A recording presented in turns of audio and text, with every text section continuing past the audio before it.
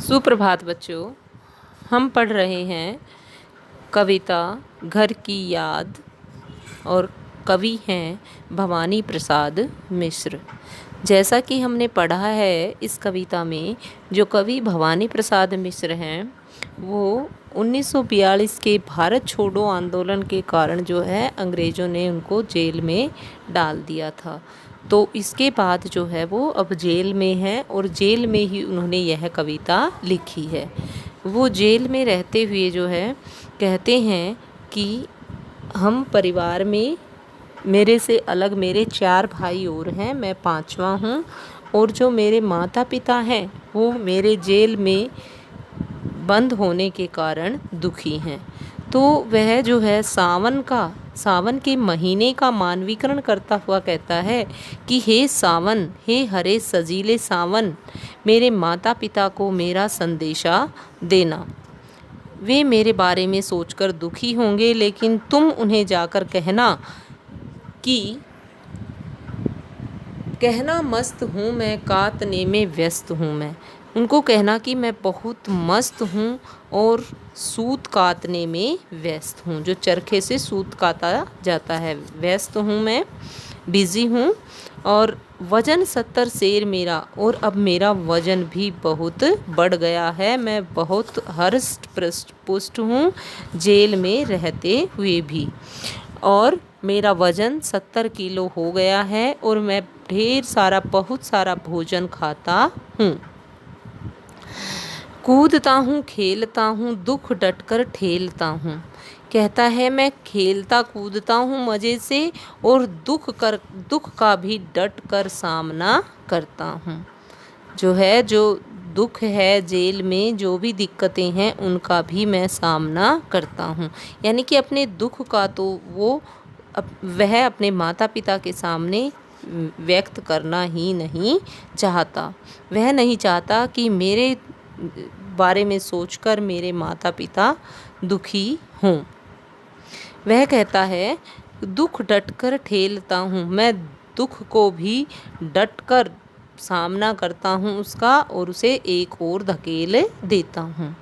और कहना मस्त हूँ मैं, यो न कहना अस्त हूँ मैं।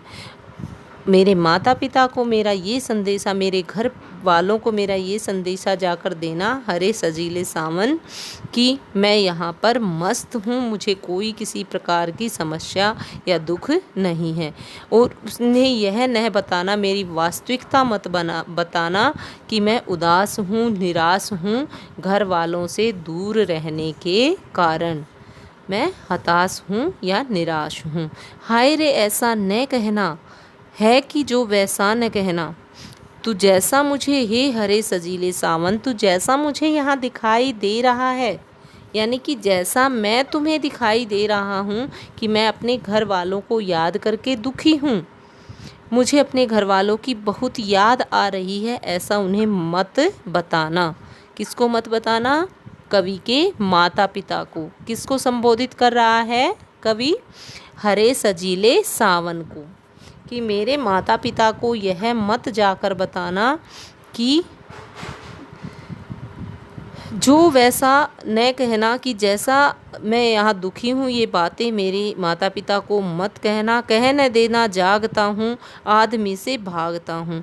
उन्हें यह मत कहना कि मुझे दिन रात नींद भी नहीं आती, मुझे जो है लगातार घर वालों की याद सताती रहती है। आदमी से भागता हूँ। और यह भी मत बताना कि मैं किसी से मिलना भी नहीं चाहता, मैं इतना दुखी हूँ। कह न देना मौन हूँ मैं।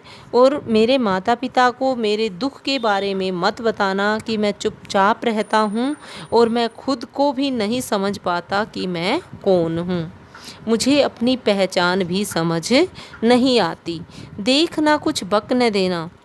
देखो हरे सावन सजीले सावन, तुम कुछ ऐसा गलत मत कह देना मेरे माता पिता के सामने, ताकि उन्हें शक हो जाए कि मैं यहाँ पर दुखी हूँ और उन्हें दिन रात याद करता रहता हूँ। हे सजीले हरे सावन। तो यहाँ पर जो है सावन के लिए जो कवि है उसने किन किन विशेषणों का प्रयोग किया है? सजीले, पुण्य, पावन। तो ये जो सारे विशेषण हैं किसके लिए प्रयोग किए गए हैं? हरे सावन के लिए। हरा भी, सजीला भी, पुण्य भी और पावन भी, ये चारों विशेषण जो है किसके लिए प्रयोग किए गए हैं? हरे सावन के लिए। तुम बरस लो वे न बरसें, तो कहता है हे सजीले हरे सावन, हे मेरे पवित्र पावन, मेरे अच्छे कर्मों के पवित्र, पुण्य मीन्स अच्छे कर्म, हे मेरे अच्छे कर्मों के पवित्र सावन, तुम बरस लो वे न बरसे, तुम जितना चाहो बरस लो, लेकिन मेरे माता पिता, मेरे परिवार वाले, मेरे कारण जो है उनकी आँखों में आंसू न आए।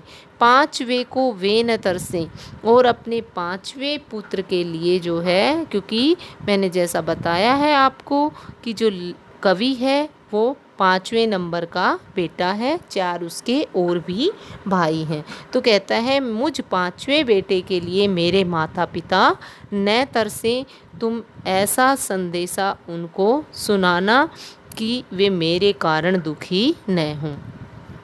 तो बच्चों काव्य सौंदर्य जो होगा, तो यहाँ पर जो है जो कवि है वो अपनी पितृभक्ति को दर्शाता है कि वह अपने माता पिता से बहुत प्रेम करता है, वह नहीं चाहता कि उसके कारण उसके माता पिता परेशान हों।